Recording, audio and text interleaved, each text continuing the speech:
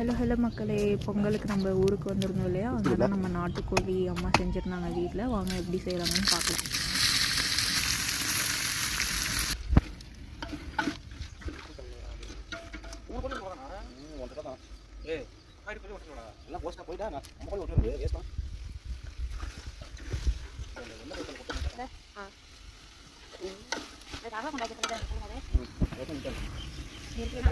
நம்ம விதவிதமாக மசாலா அரைச்சி சேர்ப்போம். ஆனால் எங்கள் அம்மா சிக்கன் மசாலா மட்டுமே போட்டு குழம்பு அடி தூளாக வச்சுடுவாங்க.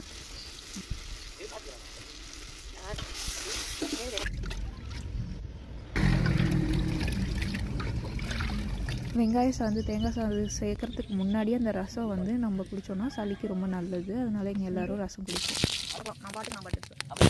எங்கள் வீட்டில் வந்து வறுவல் எல்லாமே வந்து டைரெக்டாக வறுவல் செய்ய மாட்டோம். இந்த மாதிரி குழம்பு வச்சு எடுத்துகிட்டு முக்கால்வாசி வெந்ததுக்கப்புறம் அதுக்கப்புறம் சிக்கன் எடுத்து தனியாக இந்த மாதிரி சேம் மசாலா அந்த சாந்து எல்லாமே ஊற்றி தனியாக வறுவல் செய்வோம். டேஸ்ட் வந்து அடி தூளாக இருக்கும். நீங்கள் வேணால் ஒன்ஸ் வீட்டில் ட்ரை பண்ணி பாருங்கள். அதுவும் நாட்டுக்கோழி பக்கத்தில் யாராவது கிராமத்தில் வளர்த்துட்டு இருந்தாங்கன்னா அவங்கள்ட்ட நேரடியாக போய் வாங்கி செஞ்சு பாருங்கள். கண்டிப்பாக உங்களுக்கு ரொம்ப பிடிக்கும்.